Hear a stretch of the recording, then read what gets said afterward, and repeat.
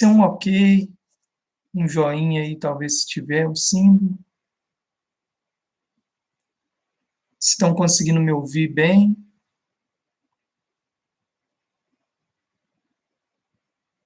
Ah, perfeito, então.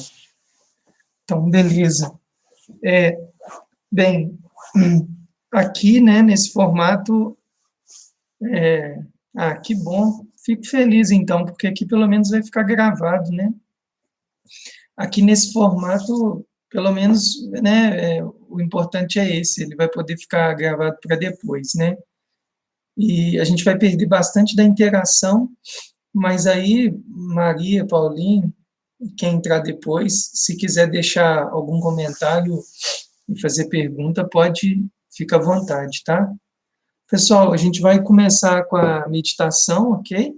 Eu vou ler aqui, vou fazer a abertura com a prece, né, do Refúgio Bodhicitta, e a gente inicia, tá?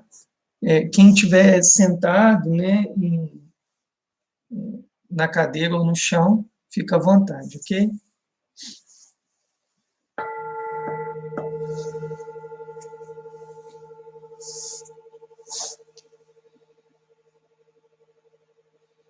No Buda, no Dharma e na excelente Assembleia da Sangha, até que eu alcance a iluminação, neles eu tomo refúgio.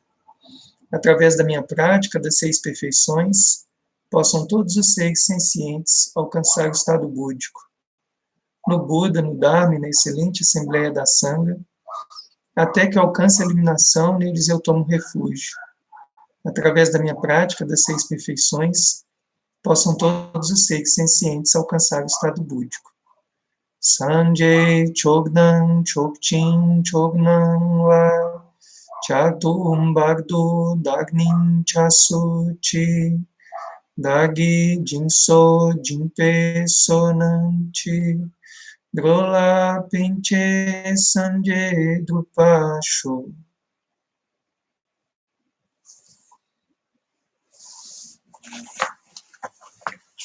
Então, pessoal, pode ir encontrando uma posição confortável, ok? Na qual vocês possam meditar.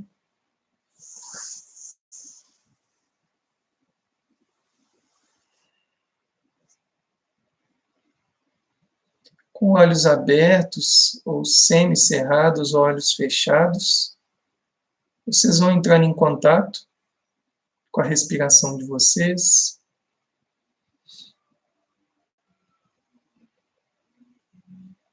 Respirando naturalmente.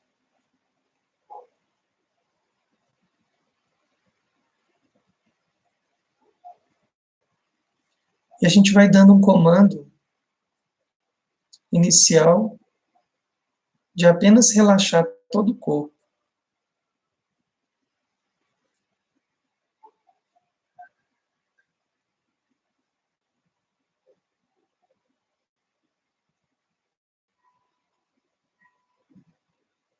Lembrando que o relaxamento, assim como o silêncio,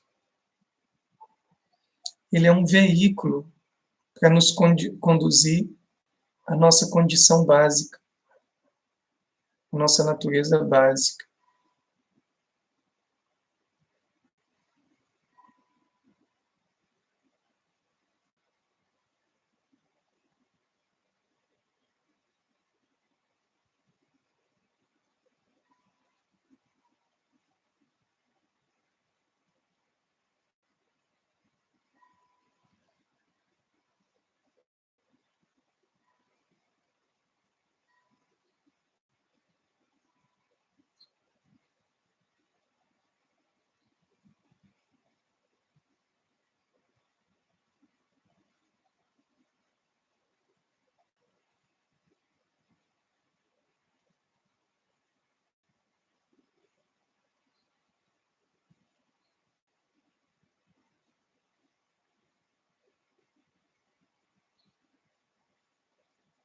E conforme a gente vai relaxando, a gente vai adentrando na prática de meditação, a gente começa a praticar shamatha. 。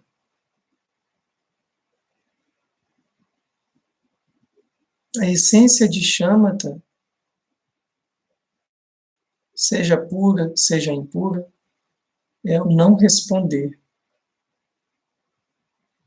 É a gente aprender a não responder aos estímulos que aparecem. Nós contemplamos, olhamos, observamos, mas não nos deixamos ser carregados.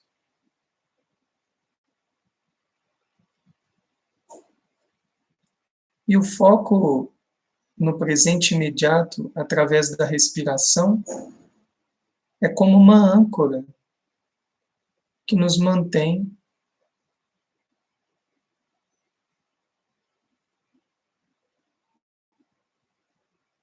aqui.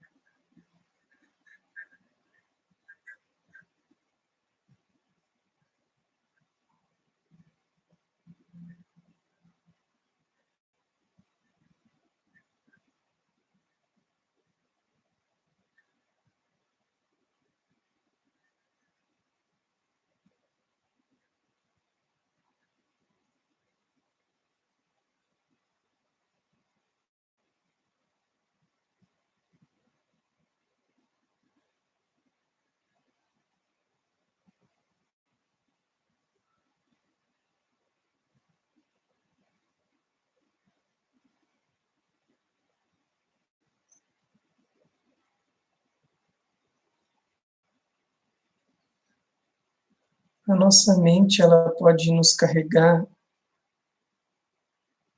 de uma maneira muito agressiva, objetiva, crassa, ou de maneiras muito sutis, que a gente nem percebe como ela faz isso, do nosso estado de presença no agora imediato.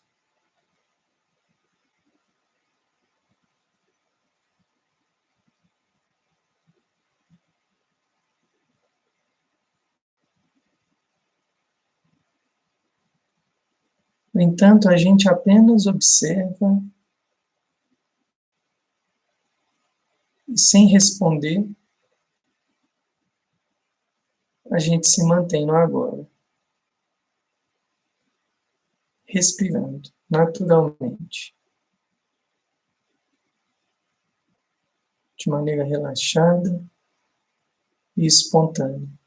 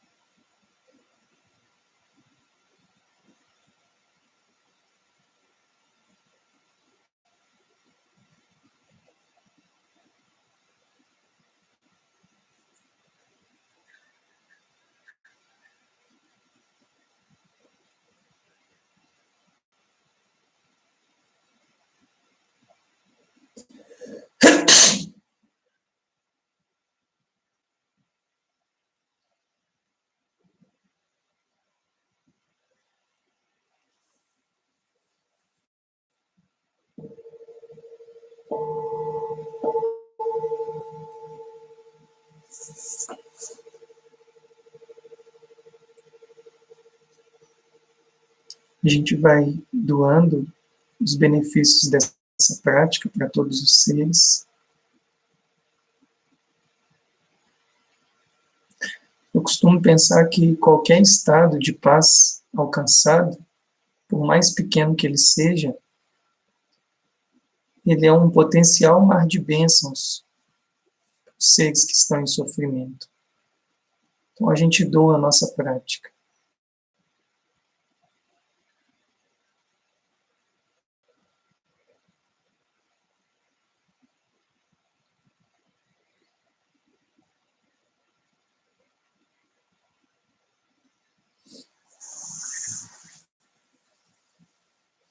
Podem ir retornando, pessoal, aos pouquinhos.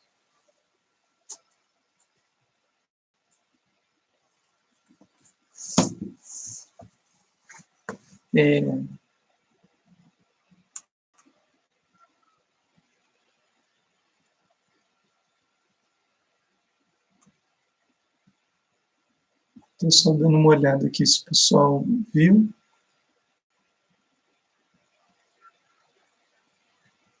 Enfim, foi enviado, né?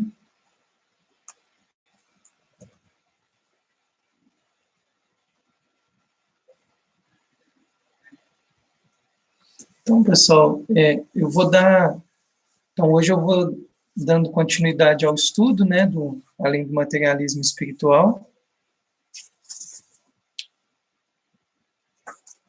Só uma pequena coisa que para quem talvez vai assistir depois, né, a gente já vem estudando esse livro, já tem desde março, né, então tem 4 meses. Eu vou ver se em outros momentos eu vou colocando os vídeos, os assuntos anteriores, né, para contextualizar. A gente está no capítulo do materialismo espiritual, a gente parou na página 32, né, e aí eu vou seguir aqui, eu vou fazendo os comentários, ok? Eu estou vendo que além do Paulinho, né, tem mais pessoas entrando, se talvez são seguidores do canal, ou talvez sejam pessoas que eu já enviei mesmo, que já estava no grupo, tá? Então, pessoal, ficam aí livres, tá? Fazer perguntas ou fazer colocações. Aqui é tudo por texto, né?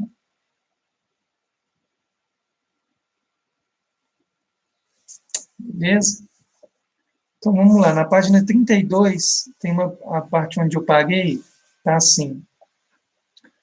Comprar adequadamente não significa acumular uma grande quantidade de informações ou de coisas bonitas, mas requer uma apreciação plena de cada objeto, individualmente.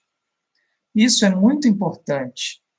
Quando apreciamos de fato um belo objeto, identificamos-nos completamente com ele e esquecemos de nós mesmos. É como assistir a um filme muito interessante, fascinante, e esquecermos de que somos o público. Naquele momento, o mundo deixa de existir. Todo o nosso ser é aquela cena daquele filme. É a esse tipo de identificação que aludimos, o completo envolvimento com uma coisa. Será que efetivamente saboreamos, mastigamos e engolimos de forma adequada aquele objeto de arte, aquele ensinamento espiritual? Ou nos limitamos a considerá-los como parte de nossa vasta e crescente coleção? Né? Então, aqui o Trumpa já está trazendo, assim, ele já vinha, né, de algumas falas anteriores, né, de algumas falas anteriores que tinha a ver com essa coisa, assim, de a gente colecionar ensinamentos também, né, que a gente faz, muitas vezes a gente transforma, né, a nossa caminhada espiritual num tipo de, vou usar essa palavra, num tipo de polishop, numa estante, né, então, eu já recebi iniciação na Índia, eu já fui não sei aonde, eu já estudei com fulano, Beltrano, eu já li tal livro, etc. e tal. Só acontece que no final, depois de todo esse esforço, né, depois de todo esse caminhar, o resultado é que eu não estou me compreendendo, eu não estou compreendendo o processo como um todo, né? E aí, por que isso está acontecendo? Aí aqui, assim, já na minha forma assim, de olhar, né, para esse texto, eu acho que, como sempre, né, ele tá mostrando armadilhas, né? Igual, por exemplo, ele dá esse exemplo, né, que você vai colecionando coisas, né, os objetos de arte, e ele fala de coisas materiais, mas pode ser o próprio ensinamento, o próprio Dharma, né? Mas que, na verdade, você não degusta ele, você não aprecia ele paulatinamente, né? Eu acho que, por exemplo, essa forma de estudar esse texto como a gente vem estudando é uma forma viva de perceber isso. Eu lembro que quando eu abri o grupo do Além do Materialismo Espiritual, eu recebi umas mensagens assim: quantos encontros vão ser? No sentido que a pessoa precisa entender um início, meio e fim, né, para que ela se fidelize mais a participar. Ou mesmo, é muito comum sugestões assim: não, resume em 12 encontros, em 3 encontros, né? Então, por trás, né, desse tipo de fala, eu entendo que tem esse consumo desenfreado, né? Sendo que a gente pode simplesmente pegar uma parte dessa aqui e já parar e meditar, e contemplar, e levar para o dia a dia, né? É infinito aí as possibilidades, né? E aí ele continua, né? Coloco tanta ênfase sobre esse ponto, porque sei que todos nós chegamos aos ensinamentos e à prática da meditação não para ganharmos bastante dinheiro, mas por possuirmos um desejo autêntico de aprender, de nos desenvolver. Se, porém, consideramos o conhecimento como uma antiguidade, como uma sabedoria secular a ser colecionada, estamos no caminho errado, né? Deixa eu tomar uma água aqui.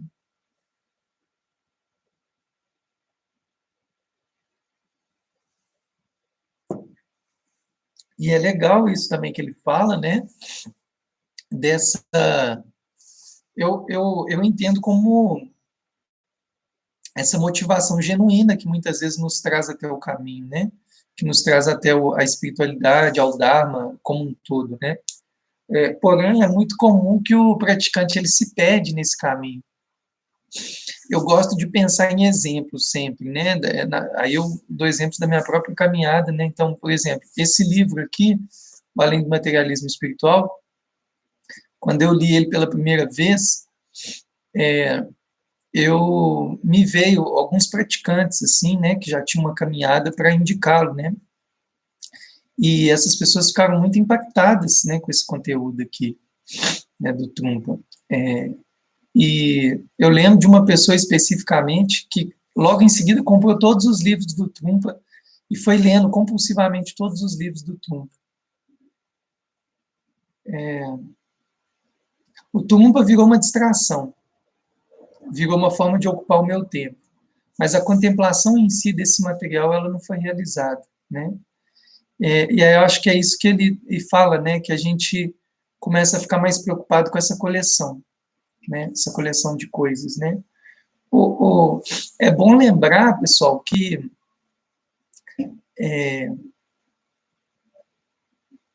ao longo da história a gente sabe de mestres muito realizados que, inclusive, na história do Tibete antigo, né? Que eram até aletrados, né? Até analfabetos isso já existiu. Que recebia o ensinamento via, que eles chamam de parampará, né? Que era recebendo, a pessoa ia aprendendo pela fala, pela troca, né? Ensinamento vivo acontecendo ali. Eu não estou fazendo aqui, né, obviamente, nenhuma apologia à ignorância, ao não estudo, mas é importante a gente entender até que ponto, né? Esse é um questionamento que eu sempre também me pego. até que ponto a gente tem que consumir esse excesso de coisas e se isso também não está sendo uma forma de distração do próprio caminho. Ou o que ele fala aqui no final, né? Aí estamos num caminho errado, né? Esse caminho, ele é um caminho distraído, né? Ele é um caminho, ele carrega uma elegância, né, da erudição, do estudo, mas na verdade a gente não está alquimizando, né, o conhecimento dentro da gente.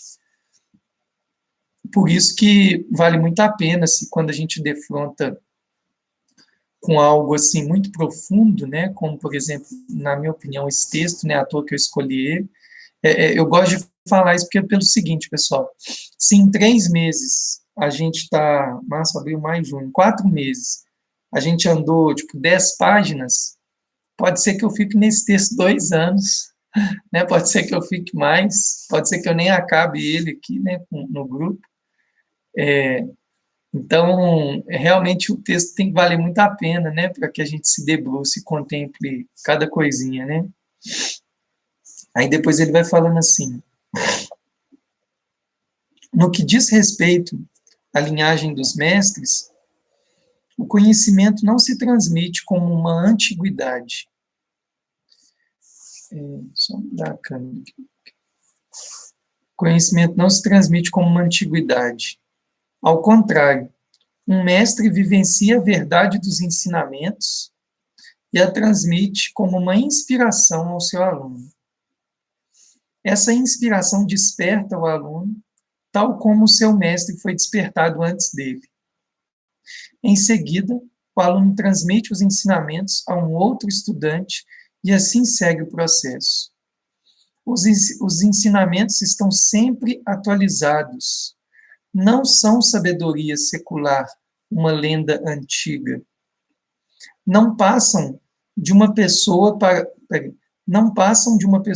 outra como informações.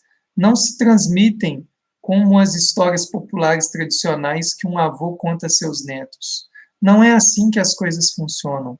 Trata-se de uma experiência real, né? Aí, outro ponto aqui muito rico, né? Que aí eu acho não, né?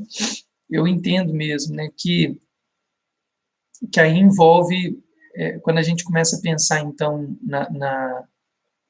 nessa transmissão, né,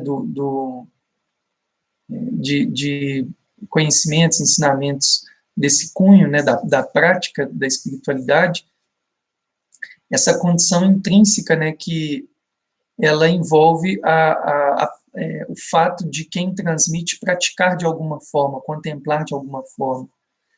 Aqui o Trungpa deixa bem claro que também envolve a questão da própria realização do sujeito perante a coisa em si na qual ele transmite, né? Na yoga, existe uma palavra que é usada, que é Shakti, né? Shakti pode ser entendido como um princípio feminino, não no sentido de gênero, né? Mas um princípio feminino no sentido daquilo que traz, dá nascimento à forma, né? Ou que faz com que a coisa se manifeste, né? Vamos falar dessa maneira, né? E os yogis, os yogis, né, de tradições hinduístas, alguma dessas tradições, não pode falar que é todas, né, mas quando se refere a Shakti, muitas vezes se refere a essa Shakti como se, para que você transmita alguma coisa, aquilo precisa ter sido alquimizado, né? É aquela velha história, você vai falar de uma coisa, de a pessoa fazendo determinada coisa, mas você tem que ter o exemplo interno, né? Para que realmente aquilo reverbere. Então, em algum nível, eu entendo que o Trungpa está falando disso, né? O que eu acho rico aqui, de a gente refletir, e aí eu pego na questão, assim, de como a maioria de nós, né, muitas vezes não tem oportunidade, por N motivos, de ter a presença de um mestre e de uma mestra realizada, né, e essa é uma questão que eu bato muito na tecla, assim, da nossa contemporaneidade, que o Dharma, ele está transbordando, né, aos 4 cantos do mundo. mas eles não estão chegando, né, a todas as pessoas. Então, eu entendo também que, de alguma maneira, os praticantes, mesmo não realizados, mas que sejam honestos, né, na sua prática, eles, de alguma forma, podem estar ajudando também essa transmissão, né? É aqui, por exemplo, o nosso contexto, na minha opinião. E aí depois continua. Há um dito nas escrituras tibetanas, 2 pontos, que fala assim: o conhecimento precisa ser derretido, batido e martelado como ouro puro. Só depois poderemos usá-lo como um ornamento. Portanto, quando você receber uma inspiração espiritual das mãos de outra pessoa, não aceite sem senso crítico, mas a derreta, martele e golpeie, até que a cor brilhante e nobre do ouro apareça. Então faça dela um ornamento, dando-lhe o desenho que desejar, e passe a usá-la. Dessa forma, o Dharma se aplica a todas as épocas, a todas as pessoas, possui uma qualidade viva.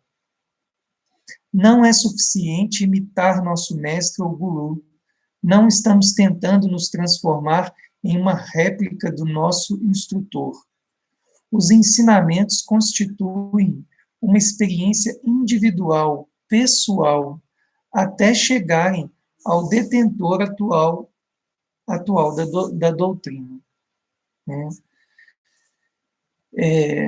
Vamos, só mais um ponto assim, que eu também acho que aqui é super relevante assim, né, de refletir. Né?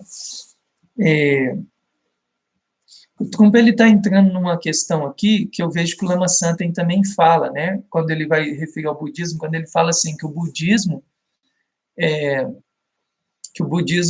não lembro assim qual palavra que o Lama Santen usa, mas ele fala, é como se ele explicasse assim que o budismo ele tem uma plasticidade, né, para poder dialogar com o tempo onde ele está sendo transmitido, né, com a época, né, que o que os dois falam, no meu modo de entender, é para não entender o ensinamento de uma maneira rígida, né, como se ele não conseguisse, como se ele não tivesse o poder de dialogar com os diferentes contextos e as diferentes culturas.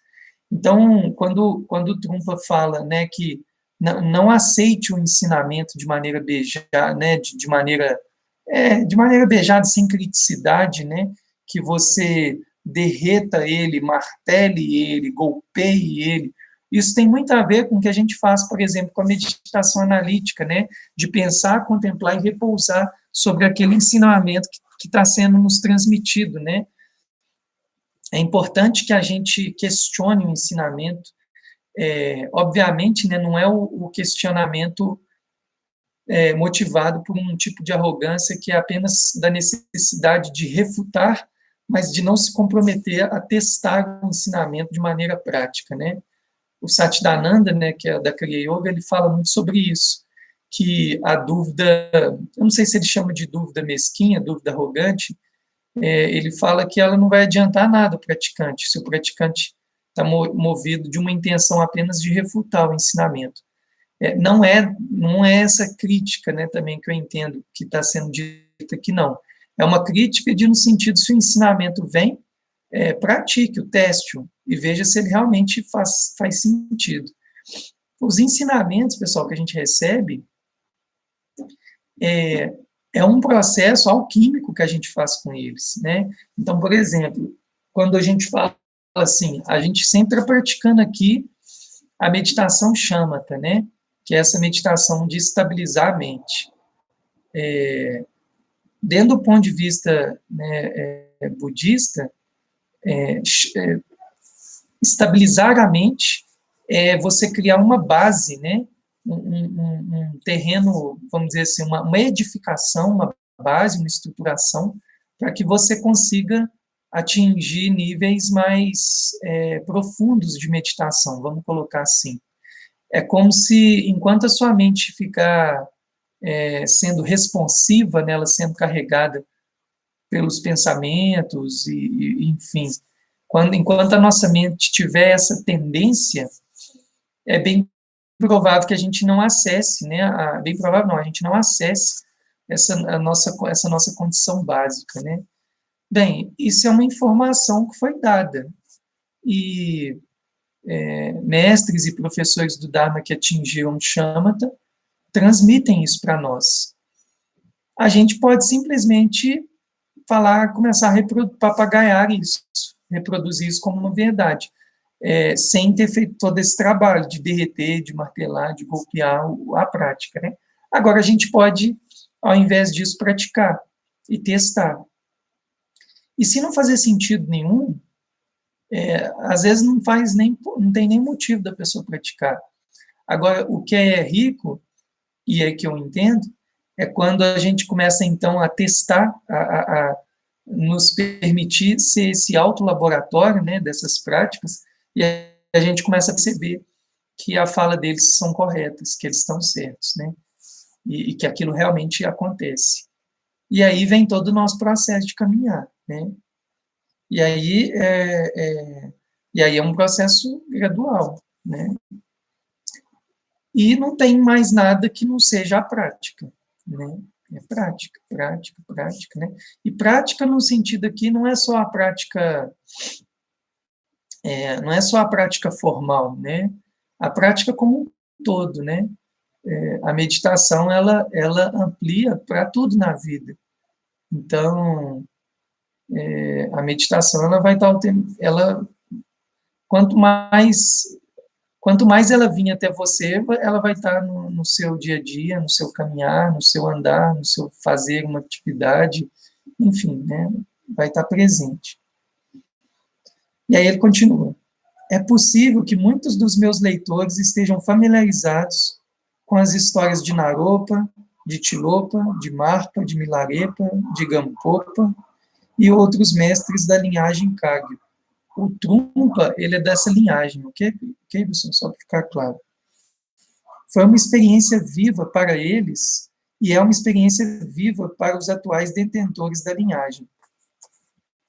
Apenas os pormenores das situações de vida é que são diferentes, né, o contexto de cada um, né? Os ensinamentos têm a qualidade do pão quente, recém-saído do forno.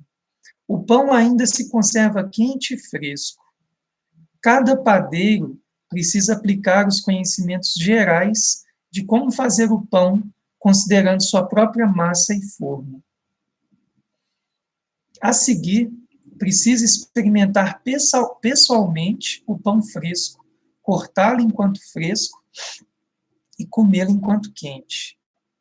Ele precisa tornar os ensinamentos, ele precisa tornar seus os ensinamentos, e depois precisa praticá-los.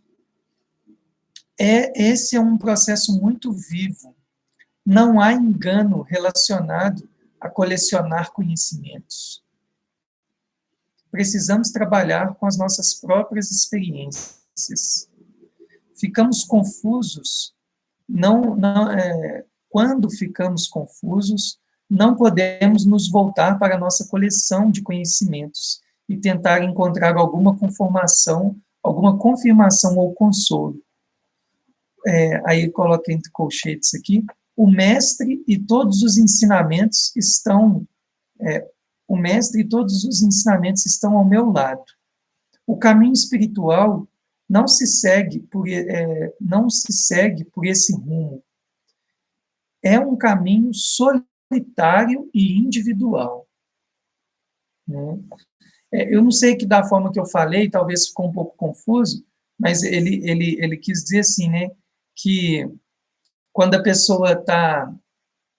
Ele, de novo, quando ele dá esse exemplo do padeiro, né, ele está falando de novo a mesma coisa ali do ferro, vai ter que malhar o ferro, bater o ferro, limar o ferro, né, ou vai ter que fazer o pão, esquentar o pão, cortar o pão, comer o pão quente, e ali a gente vai aprendendo ali a yoga, né, de fazer o pão, o kung fu de fazer o pão, a arte ali de fazer o pão, né. E aí, então tem esse processo de alquimia, eu estou usando essa palavra, né, alquimia. E aí, de novo, ele retoma aquela questão das coleções, né? Que na hora que vem lá a confusão mental, pensando que a confusão aí a gente entende a confusão, do ponto de vista do budismo, como a avidya, né? E aí é isso que gera a nossa ignorância, o nosso sofrimento. Então, na hora de uma confusão, numa hora que a gente está vivendo uma situação assim de conflitos, de insatisfatoriedades, etc., aí, igual o Trumpa falou, não adianta você recorrer à sua coleção de ensinamentos, porque é como se, eu entendo assim, esse é meu olhar, tá? É como se fossem ensinamentos vazios.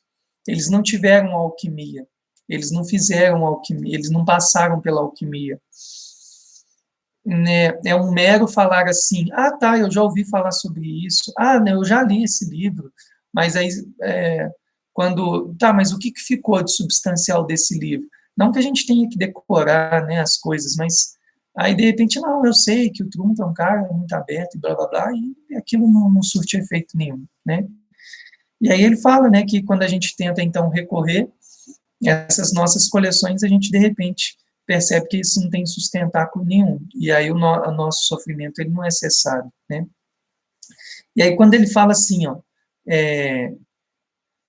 quando ele comenta assim, é uma fala crítica, né? Ah, o mestre e todos os ensinamentos estão ao meu lado, né?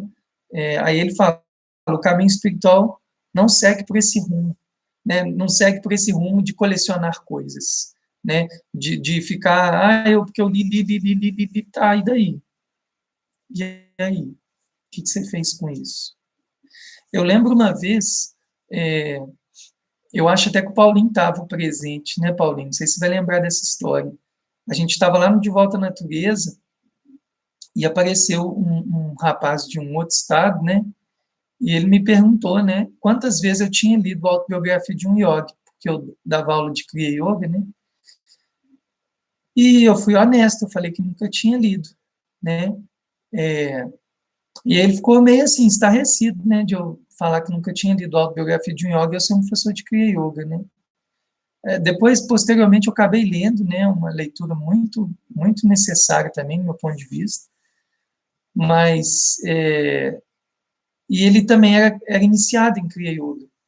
E eu voltei a pergunta para ele, eu falei com ele, desde que você iniciou, há quanto tempo você vem praticando, né, as técnicas, né, as práticas ensinadas pelo Babaji? E aí ele falou que nunca praticou, né? Então, bem, eu deixei aquilo ali para ele, né? Que entre essa leitura e uma prática, né? Eu ainda opto pela prática, né? Nessa época eu não tinha essa visão assim, eu não tinha tido uma oportunidade de encontrar uma joia rara, preciosa, como esse texto do Trungpa, da forma como eu trato ele, né? Com infinito respeito por esse texto. Eu acho ele realmente profundo. Então, assim, hoje para mim vai ficando mais claro, né? Aí, pessoal, só uma coisa interessante, que esse, basicamente, assim, é o primeiro capítulo mesmo do livro, né? Porque estruturalmente o livro começa com uma nota do editor, um prefácio, uma introdução, e o materialismo espiritual é o primeiro capítulo mesmo, né? Que dá nome ao livro. Aí, bem, todo final de capítulo, vocês vão notar uma coisa muito interessante nesse livro, que começa uma série de perguntas e respostas, porque esse livro ele foi uma compilação, né, de vários encontros onde o Trungpa dava ensinamentos e as pessoas transcreveram, né? Então, agora começa uma série de perguntas e respostas, eu vou fazendo umas aqui até o nosso tempo, né? E ela vai indo em direção ao fim do capítulo. A primeira pergunta que fazem para o Trungpa é assim: você acha que o materialismo espiritual é um problema particularmente americano? Lembrando que o Trungpa estava nos Estados Unidos nessa época, né? E aí o Trungpa fala assim, ó: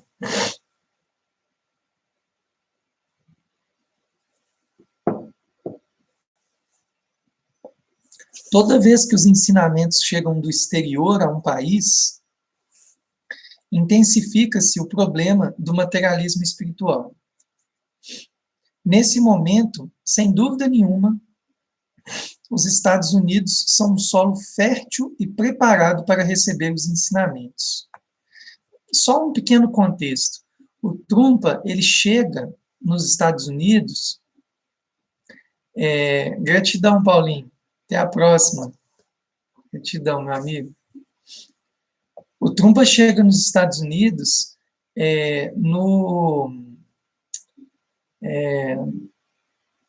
ali no meados para final, talvez, da década de 60, naquele momento ali da contracultura, daqueles movimentos todos que estavam acontecendo, né? Então, é nesse contexto que ele fala que o terreno é fértil, né? Então, ele fala, né, que o solo é muito fértil para receber esses ensinamentos.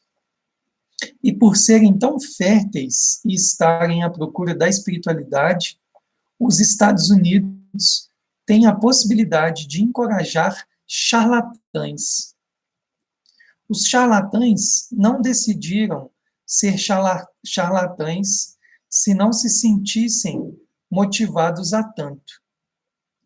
Não fosse assim, seriam assaltantes de bancos ou bandidos, já que desejam ganhar dinheiro e ficar famosos. E como os Estados Unidos estão buscando a espiritualidade com tanto empenho, a religião torna-se um meio fácil de ganhar dinheiro e conquistar fama. Nessas circunstâncias, vemos charlatães tanto no papel de estudante, ele dá exemplo de Sheila, a Sheila do Osho, né? Então, nessas circunstâncias, vemos charlatães tanto no papel de estudante, Sheila, como no papel de guru, o guru. Acho que os Estados Unidos, neste momento atual, oferecem um solo interessantíssimo. Aí, uma nova pergunta para ele. Você aceitou algum mestre espiritual como guru? Algum mestre espiritual vivo em especial? Aí ele fala assim, neste momento não tenho nenhum. Fisicamente deixei meus gurus e mestres para trás no Tibete, mas os ensinamentos permanecem comigo e continuam. Então, quem você está mais ou menos seguindo? Aí ele fala, a resposta, as situações são a voz do meu guru, a presença do meu guru, né? Eu quero comentar aqui, eu acho isso aqui muito rico, viu, pessoal? Eu sempre me refiro a esse trecho, assim, esse trecho, quando eu li ele pela primeira vez, ele me marcou muito, porque ele, para mim, ele também ressona na minha própria experiência, né? Quando o Trumpa fala isso, eu entendo da seguinte forma, que quando a gente recebe um ensinamento, e esse todo que a gente alquimizou, que nos fez sentido, que a gente criticou, refletiu e compreendeu e chegou na conclusão que sim, né? Esse ensinamento ele fica tão vivo dentro da gente, muito mais que uma mera coleção de ensinamentos das quais a gente não degusta, né, não aprecia, né? Isso fica tão vivo que quando a gente está em meio ao mundo, vivendo, aprendendo, experienciando coisas, eles têm esse potencial de florescerem, de se manifestar quando assim é necessário, né? Então, por exemplo, quando o Trumpa fala, né, as situações são a voz do meu guru, né, a presença do meu guru, é como que as situações acontecem, é como se ele ouvisse, então, ali o ensinamento do guru, né? E, para mim, particularmente, isso é verdade. Eu também concordo com essa narrativa dele, com essa fala dele.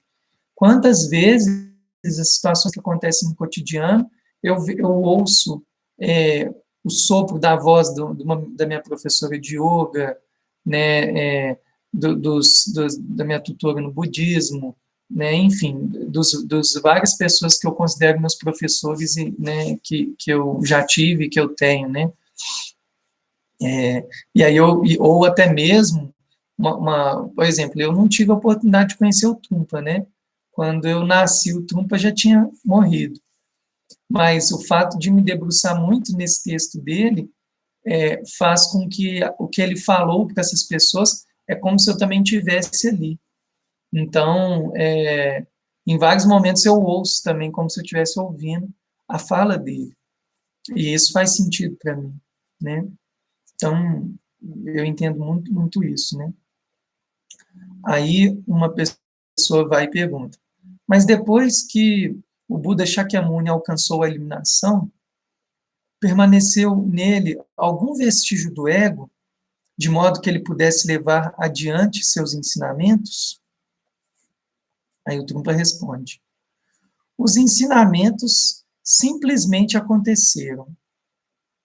Ele não tinha o desejo de ensinar, nem de não ensinar. Passou 7 semanas sentados à sombra de uma árvore e caminhando ao longo de um rio. Então ocorreu que alguém apareceu por ali e ele começou a falar. Não há escolha. Você está ali, uma pessoa você está ali, uma pessoa aberta. Então a situação se apresenta e o ensinamento acontece.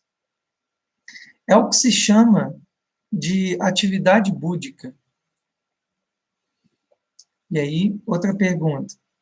É difícil não ser aquisitivo com relação à espiritualidade. O desejo de adquirir é uma coisa da qual nos desfazemos ao longo do caminho? Né? Aí o Trungpa responde assim, você deve deixar que o primeiro impulso se esvazie. O seu primeiro impulso em direção à espiritualidade poderá colocá-lo em um cenário espiritual específico. Mas, se você trabalhar com esse impulso, pouco a pouco ele se extingue e, em um determinado ponto, torna-se tedioso, monótono. Essa mensagem é muito útil. Veja bem, é essencial relacionar-se efetivamente consigo mesmo, com sua própria experiência. Isso é muito importante. Quando não nos relacionamos conosco, o caminho espiritual torna-se perigoso. Passa a ser mais um entretenimento puramente externo do que uma experiência pessoal e orgânica. Né? Aqui eu também acho assim, eu acho de uma riqueza muito grande isso aqui, tudo, né? Eu vou só retomar a pergunta quando fala assim, é difícil não ser aquisitivo com relação à espiritualidade, o desejo de adquirir uma coisa da qual o desejo de adquirir é uma coisa da qual nos desfazemos ao longo do caminho. Então, assim, o Trungpa ele está entrando numa questão, num ponto aqui. Eu vou falar de uma outra forma, né, mas a forma como eu entendo, que a gente precisa aprender também a trabalhar essa não responsividade, né? Essa tendência, igual quando a pessoa fala assim, quer ver, quando ela fala assim, é difícil não ser aquisitivo, né? Porque a gente tem esse hábito, né? A gente vive dentro de uma cultura materialista, né? Então é uma cultura que cada vez mais sobrepõe o ter sobre o ser, né? Então isso vai criando um modus operandi, né? Um jeitão, né? Onde a nossa tendência é ao consumo, a nossa tendência é ficar o tempo inteiro comprando, consumindo, né, se distraindo, etc. Né?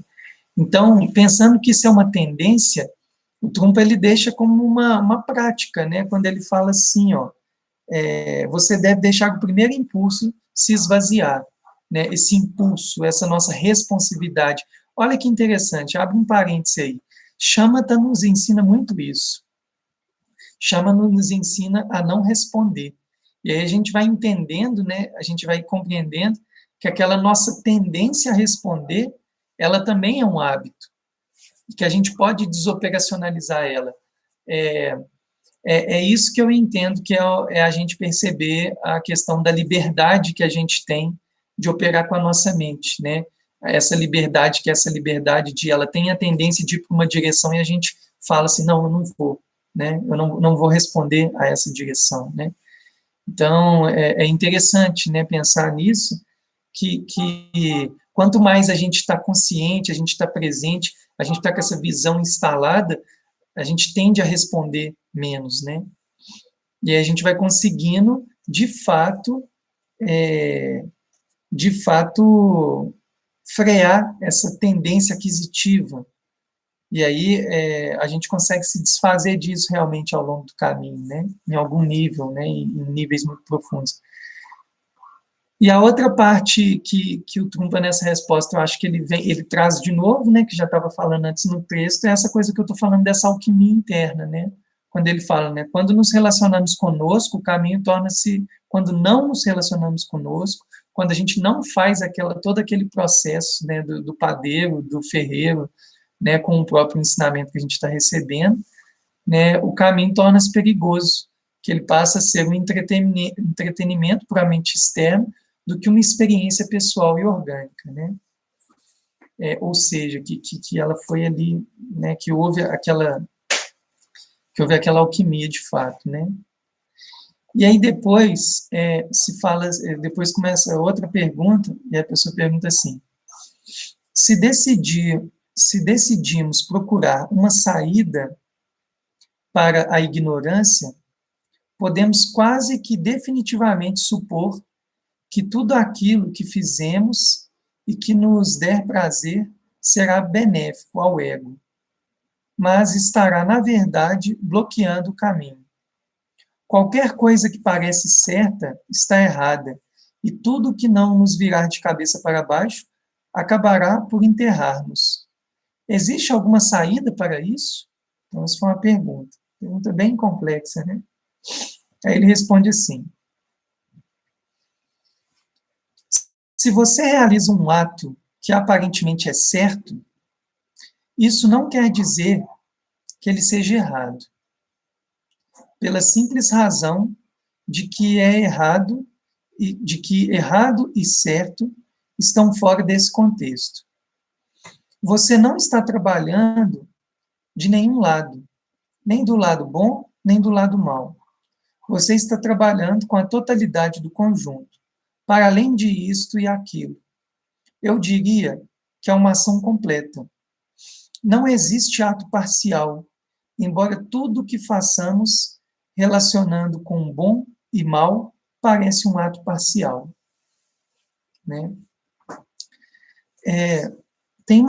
Eu vou voltar nessa pergunta para fazer um comentário aqui, quando fala assim, ó, se decidimos procurar uma saída para a ignorância, né? Essa é uma pergunta de uma pessoa que provavelmente já tem um conhecimento, né, do budismo, que a ignorância é a fonte, a base, né, do nosso sofrimento, é o alicerce que o gera, né? A ignorância da nossa verdadeira essência, isso vai criando sofrimento. Então, se decidimos procurar a saída, então um praticante ele procura essa saída, podemos quase que definitivamente supor que tudo aquilo que fizemos e que nos der prazer será benéfico ao ego, né?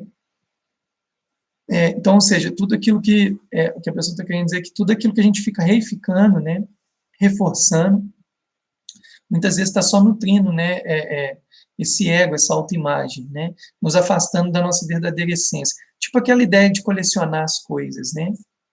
Mas estará, na verdade, bloqueando o caminho. Porque, por exemplo, igual aqueles exemplos anteriores, né, a pessoa está muito ali nessa coisa de acumular os ensinamentos, mas ao invés de alquimizá-los, então, o Trumpa deixou muito claro, ela saiu do caminho, né, ela tá operando em outra coisa, né. Então, qualquer coisa pareça certa, está certa, errada, e tudo que não virar de cabeça para baixo, acabará por enterrar-nos. Existe alguma saída para isso? Em outras palavras, né,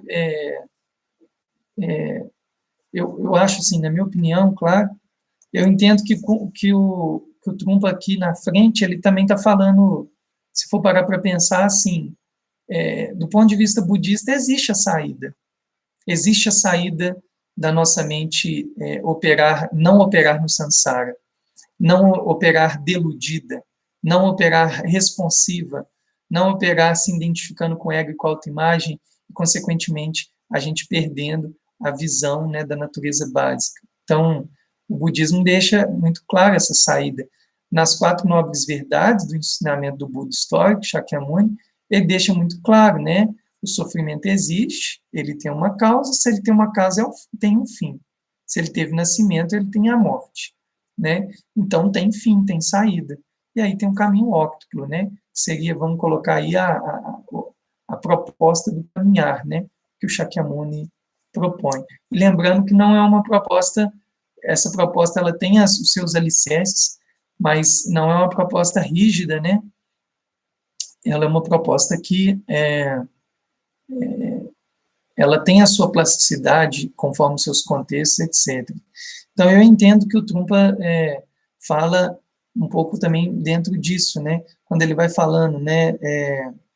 Você não está trabalhando de nenhum lado, nem do bom, nem do mal, você está trabalhando com a totalidade do conjunto, para além disso e aquilo. Eu diria que é uma ação completa, não existe ato parcial, embora tudo que façamos relacionados com bom e mal pareça um ato parcial.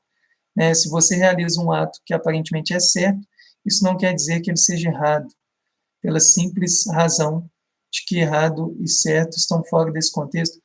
Ele acaba entrando em questões aqui muito ligadas à não-dualidade, né? Pessoal, olha só, eu vou encerrar aqui, tá? Vou fazer nosso encontro até 8h30. A gente vai continuar no próximo encontro na página 36. E se vocês quiserem deixar perguntas, mesmo quem assistir depois, pode deixar, tá? Eu vou deixar aberta a transmissão vou deixar aberta essa transmissão aqui gravada, né? E depois eu vou tentando responder para quem assistiu, né? Aí eu vou fazer só a prece aqui de encerramento, tá? Da prática. E a gente encerra por hoje.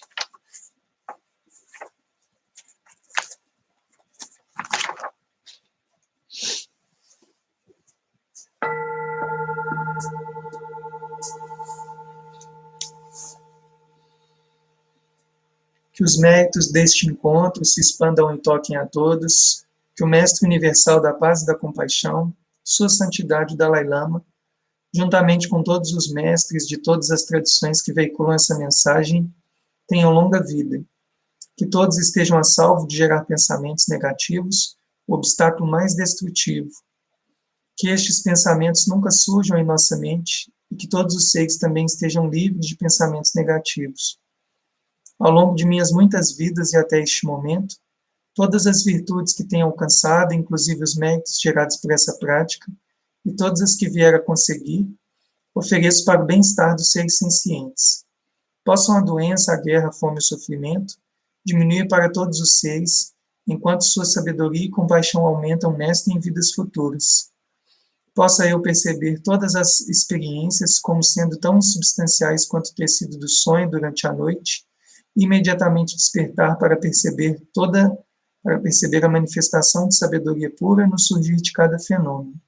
Possa eu rapidamente alcançar a iluminação para trabalhar sem cessar pela liberação de todos os seres.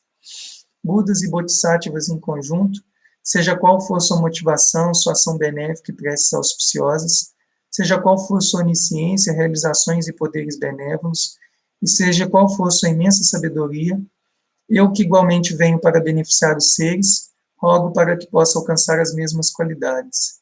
Nesse exato momento, possam nem mesmo os nomes doença, fome, guerra e sofrimento ser ouvidos pelas pessoas e nações da terra, mas possam sim sua conduta moral, mérito, riqueza e prosperidade crescer, e possam a suprema bem-aventurança e bem-estar sempre surgir para elas.